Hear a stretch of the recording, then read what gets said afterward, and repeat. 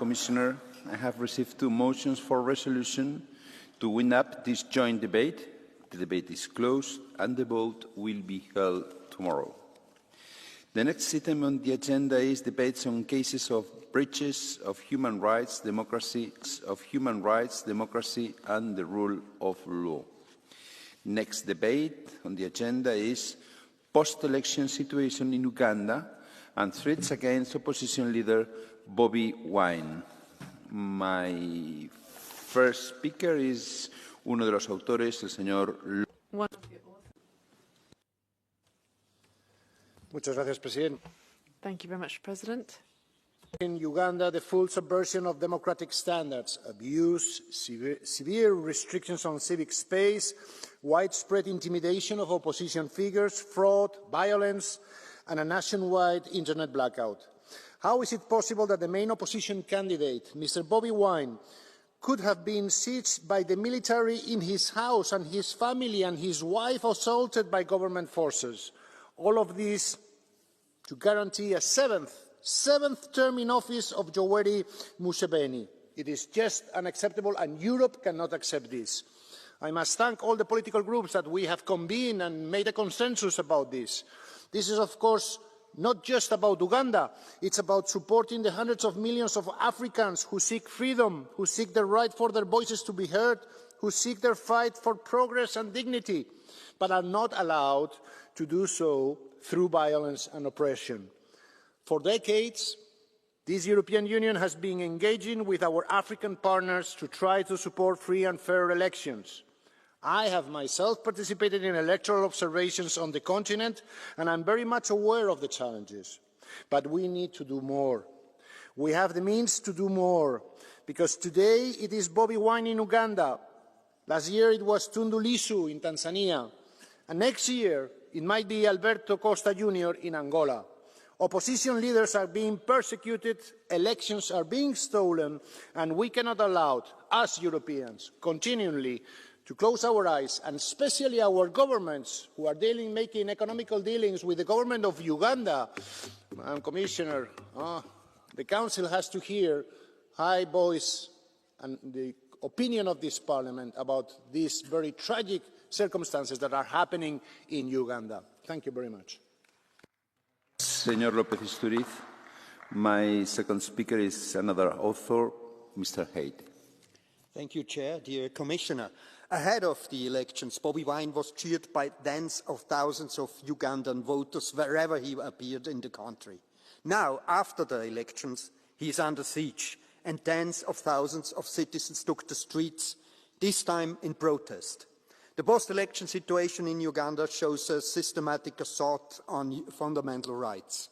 President Museveni's 7th term followed elections that failed to meet democratic standards, preceded and followed by mass arrests, violence, attacks on journalists, the shutdown of civil society, an internet blackout, and killings of unarmed civilians.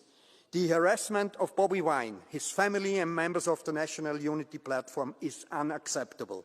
The European Union must act consistently to end immediately all violence, threats and the arbitrary detention of opposition politicians and their supporters. We must review our cooperation with Uganda and firmly support civil society, journalists, human rights and LGBTIQ+ defenders, as well as the democratic opposition.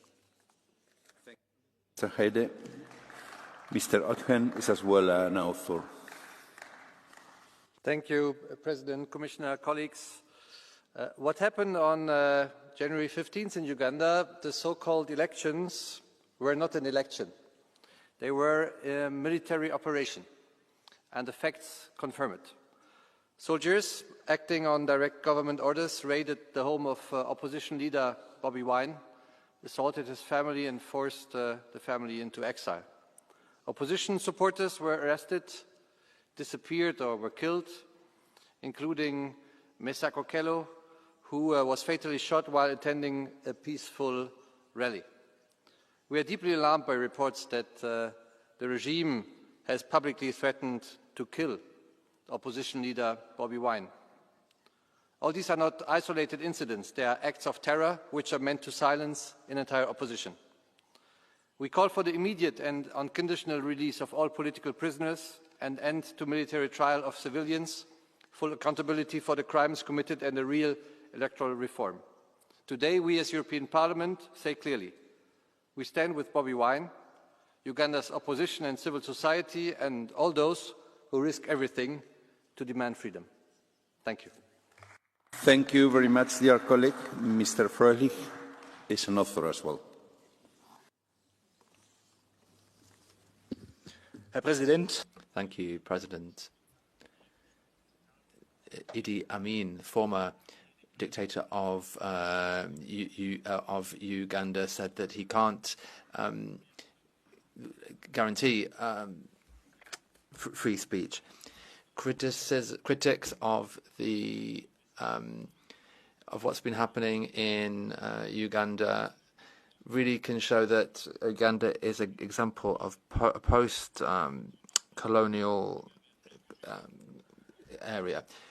The opposition is suppressed, and in between 2020 and 2024, millions of euros were spent to ensure governance in Uganda. This has led to reactions, and in the end, this is just wasted money. We should focus development policy on economic growth and infrastructure, not just on exports. That will give us access to resources. It's a win-win situation. That's the best way of dealing with it. Thank you. We jump into the second part on behalf of the EPP Group, Mr. Schenk. Herr Präsident, liebe President, colleagues, well, to talk about Uganda is uncomfortable, but to turn a blind eye is irresponsible. What we say, or what we don't say, is important.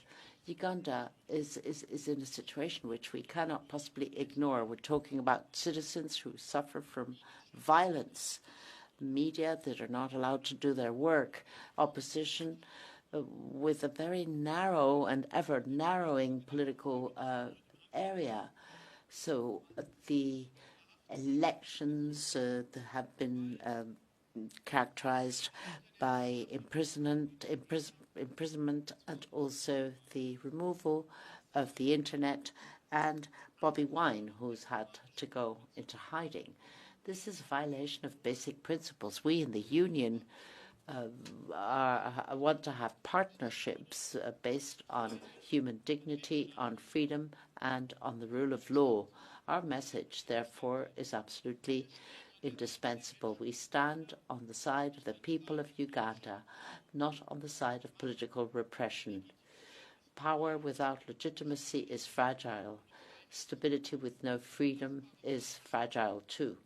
So we need to make sure that we protect human rights. Thank you. Mr. Bullman, you have the floor on behalf of the Socialists and Democrats Group. Herr Präsident, Frau President, Commissioner, please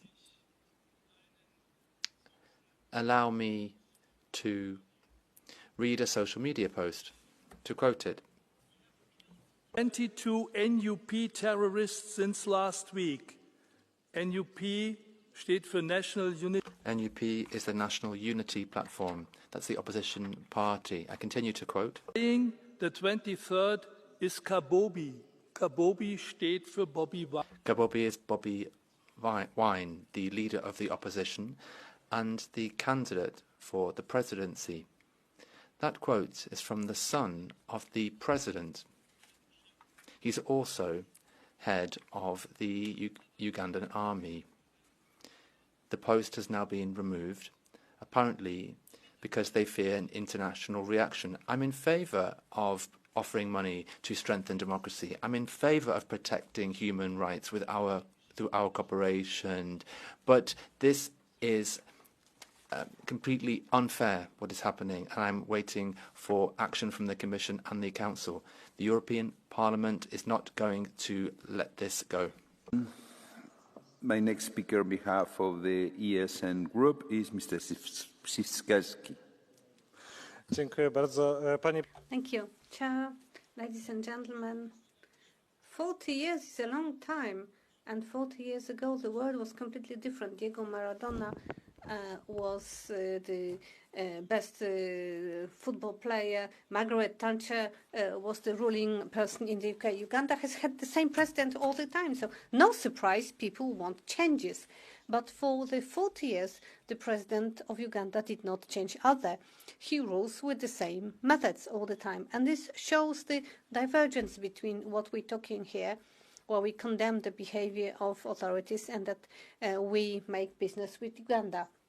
So here there is this discrepancy, because on the one hand we talk about it and indeed we invest there, and we have a policy which should be realpolitik, that is, we focused on business and raw materials. The violence obviously has a very dark side to it, and we should condemn what's happening there. On the other hand, foreign policy should be about caring about our own interest. Thank you. Much, dear colleague. I have 3 requests for the Catch the Eye. First one is Mr. Stier.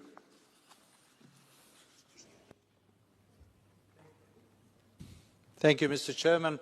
Well, the situation in Uganda is not only a problem for Bobi Wine. Of course, it is for him and his family. It's not only a problem for Uganda, for the country.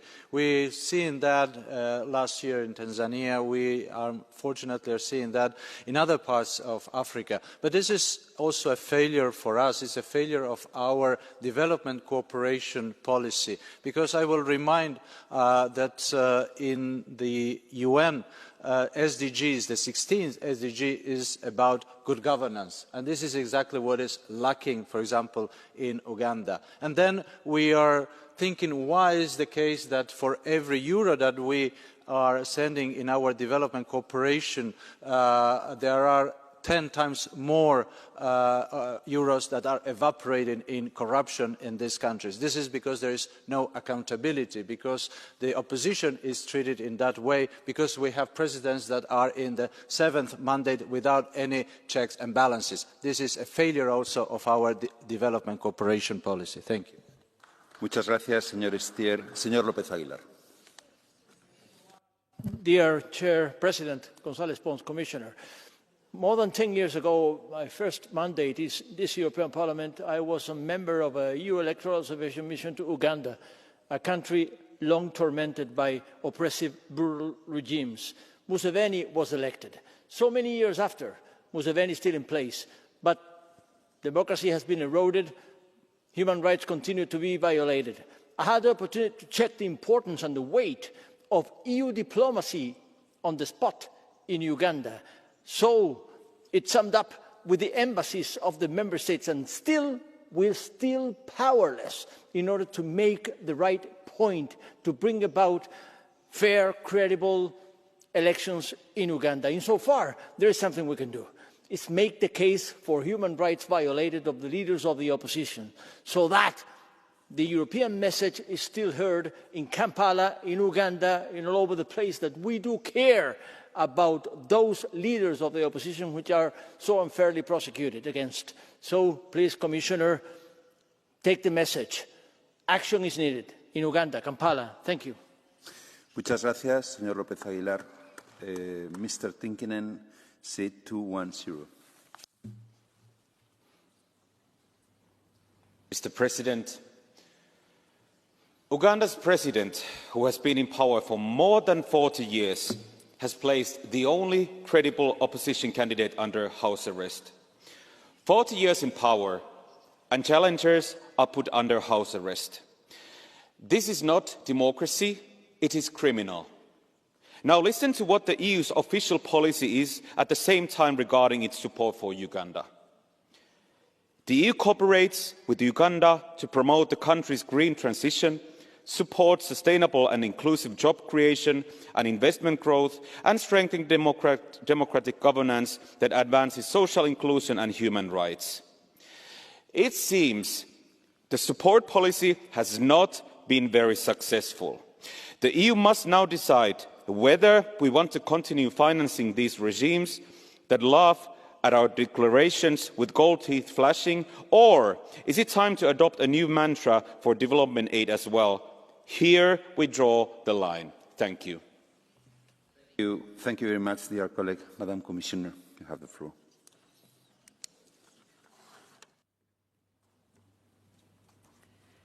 Honourable members, the European Union, through its delegation in Kampala and locally represented European Union member states, have been following closely the run-up to and the elections on January 26.